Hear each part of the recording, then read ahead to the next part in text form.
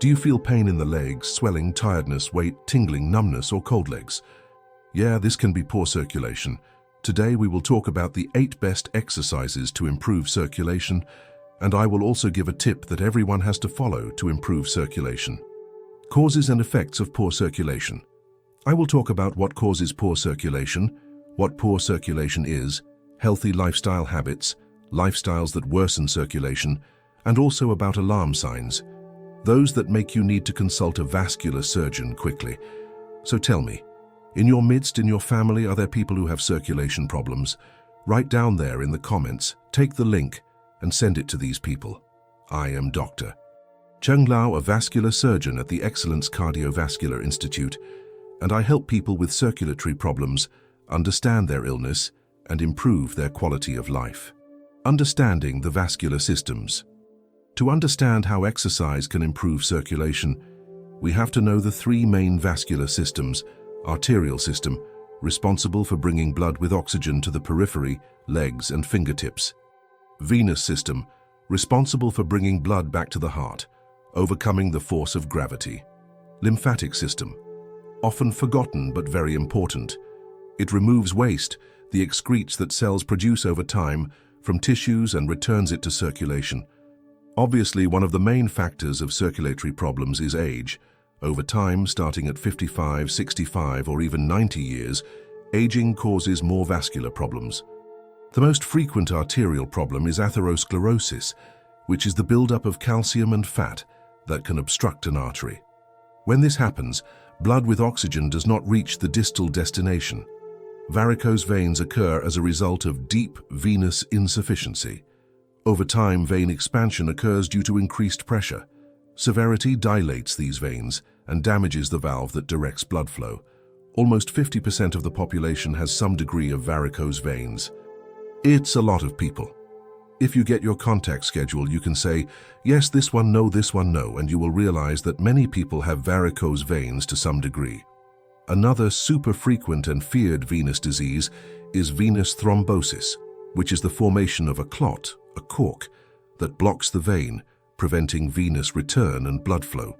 What is the problem with venous thrombosis?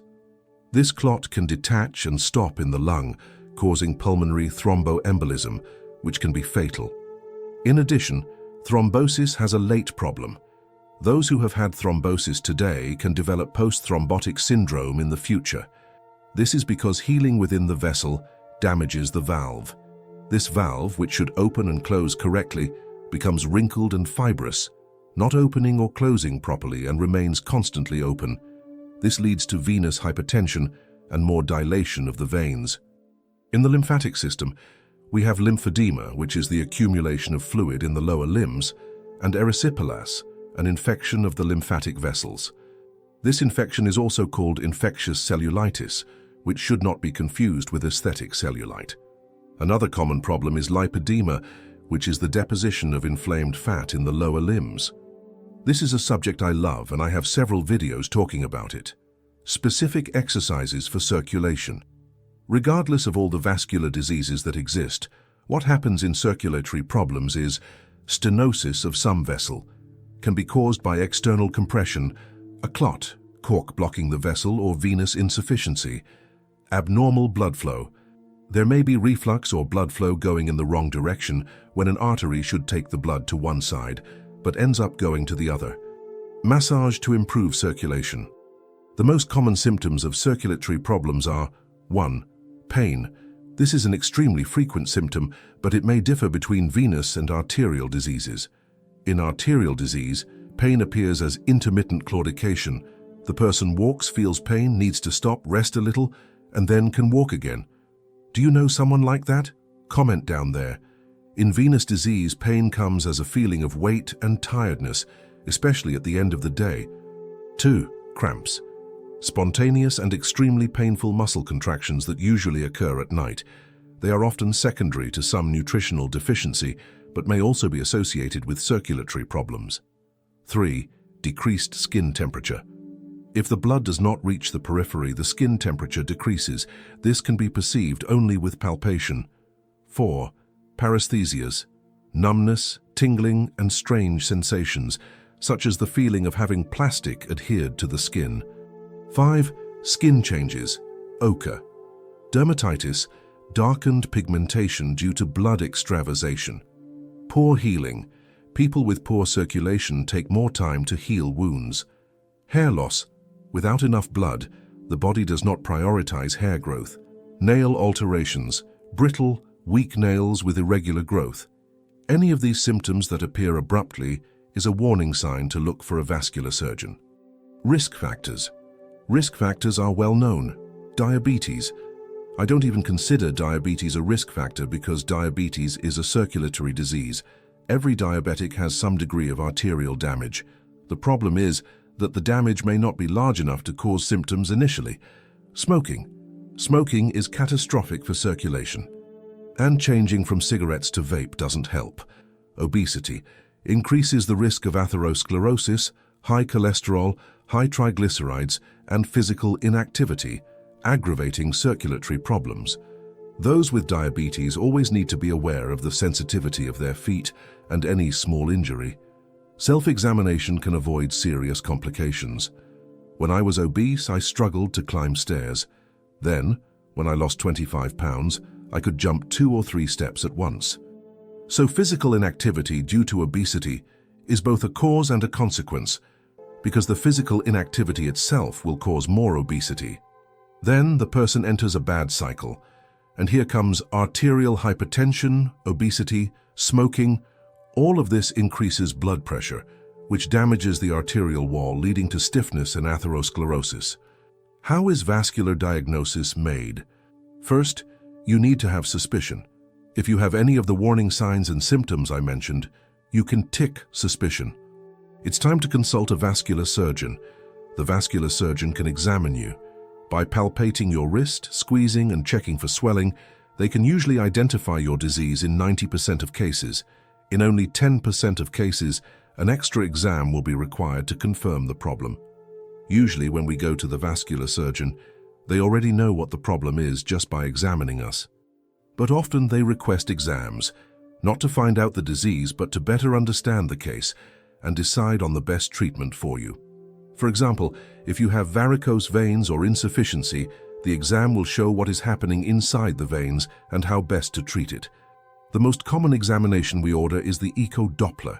It works as an ultrasound, but it not only shows an image, but also reveals how blood is circulating inside the veins and arteries. Lymphatic system examination. When we talk about the lymphatic system, it's a little different. We can even use ultrasound to see if there's accumulated liquid in the fat, but the more detailed examination for this is lymphoscintigraphy. This exam involves injecting a special substance between the toes. It sounds complicated, but it's just to observe how the liquid circulates through the lymphatic vessels. Each exam has a function, and the doctor only requests it when necessary. And as it's an uncomfortable exam, and most of the time doesn't change the treatment plan, it's not often requested by the vascular surgeon. The importance of peripheral circulation. It's clear that the heart is our main pump, pumping blood to the arteries, and then the veins bring the blood back to the heart. However, for this cycle to complete, the help of our secondary heart, our peripheral heart, is required. This second pump is the contraction of the leg muscles, especially the calf muscles.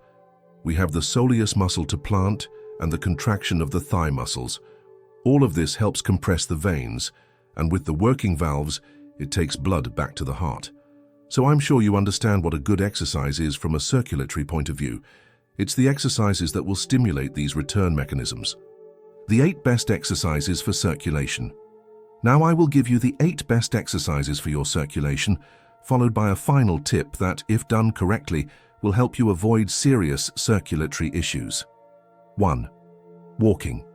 Walking is a simple, low-impact exercise available to everyone. Just open the door and walk. Walking exercises the entire leg muscles and helps pump blood back to the heart. In addition, walking helps improve cardiac function, which in turn improves your mood and overall well-being. You will even sleep better if you walk. You don't need a treadmill for this. Put on a comfortable pair of shoes, open the door, and walk around your neighborhood. Periodically increase the distance you walk. The key is consistency. If you walk daily, You will soon feel the health benefits.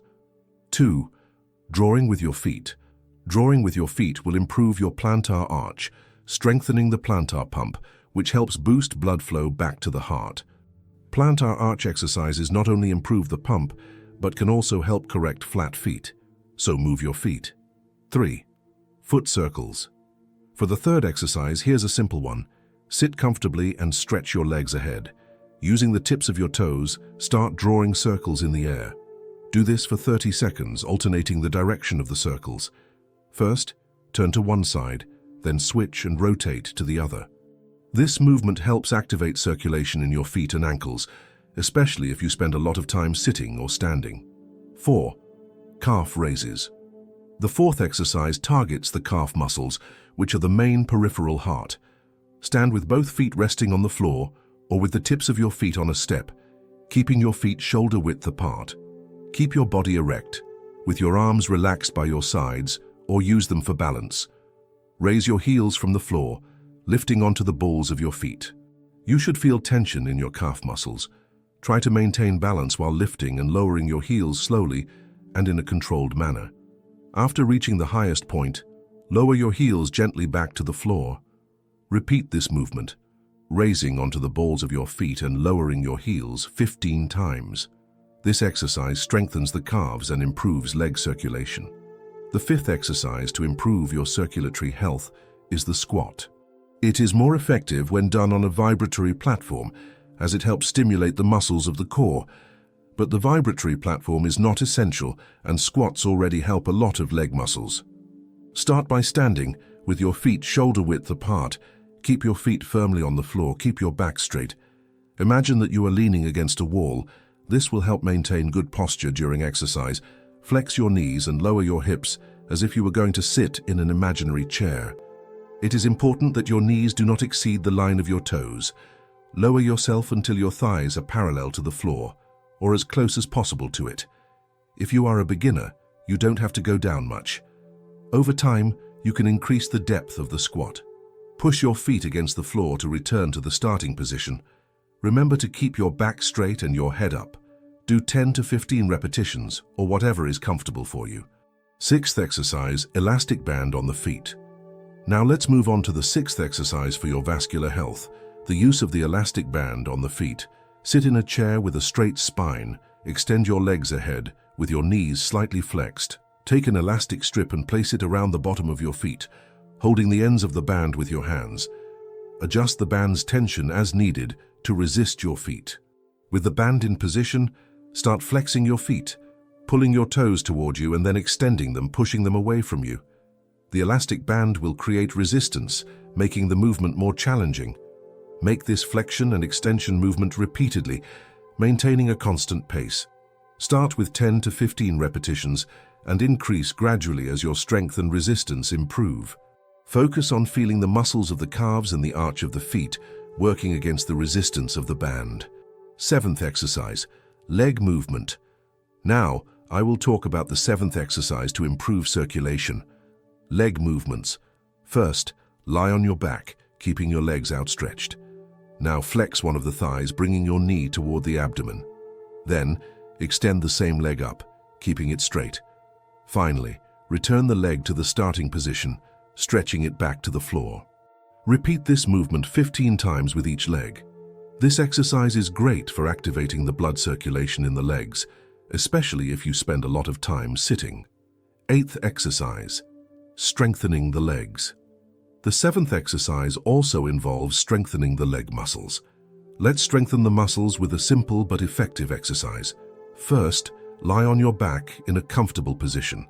Now, place a pillow or cushion between your feet. As you keep this position, press one foot against the other, ensuring that the pillow or cushion is firm between them. Then, lift your hips off the floor and keep that position for 6 seconds. Feel the tension in your legs and abdomen while doing so. Then, return your hips to the resting position. This movement not only strengthens the legs, but also helps improve blood circulation in the area. Repeat 10 to 15 times. Final exercise, leg massage. Finally, we arrive at the eighth exercise for circulation, a leg massage. This leg massage exercise, which will help improve your circulation, is easy and relaxing. Start by lying on your back. First, let's work on the right leg. Flex the right thigh toward the abdomen, bringing the knee as close as possible to the chin. Hold the foot with both hands. Now, extend your leg upward, letting your hands slide from the ankle to the knee, applying a slight pressure. Then slowly lower your leg, letting your hands slide down the thigh, continuing to apply a slight pressure. Repeat this movement 8 to 10 times with each leg. This massage helps activate circulation in the area and is great for relieving muscle tension. The main tip: hydration. And I didn't forget, guys, the main tip to improve circulation is hydration. If you have one simple but powerful piece of advice to improve circulation, it is to drink water. It may seem basic, but the truth is that many people suffer from vascular symptoms simply because they do not hydrate properly. Why is hydration essential for circulation? Our body is made up of about 60% water, and blood, responsible for bringing oxygen and nutrients to cells, depends directly on hydration to flow properly.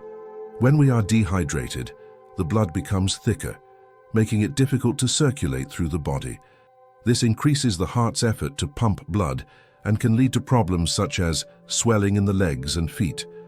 The body retains more liquids when it does not receive enough water, causing discomfort and a feeling of weight. Cramps and muscle pain. Lack of water impairs muscle contraction, increasing the risk of painful spasms. Unregulated blood pressure. Dehydration can reduce the volume of circulating blood, causing pressure to fall, or in some cases, cause peaks of hypertension. Dizziness and fatigue.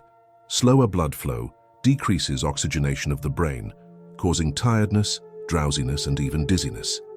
Varicose veins and poor circulation. When blood becomes denser, venous return is impaired, increasing the risk of varicose veins and other vascular problems. Exercises and hydration, an indispensable duo. If you already practice or want to start exercising to improve circulation, hydration should be a priority.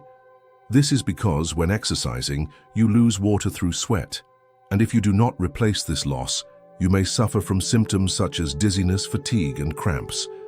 In addition, staying well hydrated helps lubricate joints, preventing pain and injury during exercise. What is the ideal amount of water? The most accepted recommendation by experts is 35 milliliters of water per kilo of body weight. Practical examples: for a person who weighs 100 kg, 3.5 liters of water per day. For a person who weighs 70 kg, 2.5 liters of water per day. But beware, if the weather is too hot or if you are doing intense exercises, this amount should be increased to compensate for fluid loss. Tips for maintaining hydration in everyday life. Start the day with a glass of water. Before breakfast, drink at least 300 milliliters of water to activate metabolism.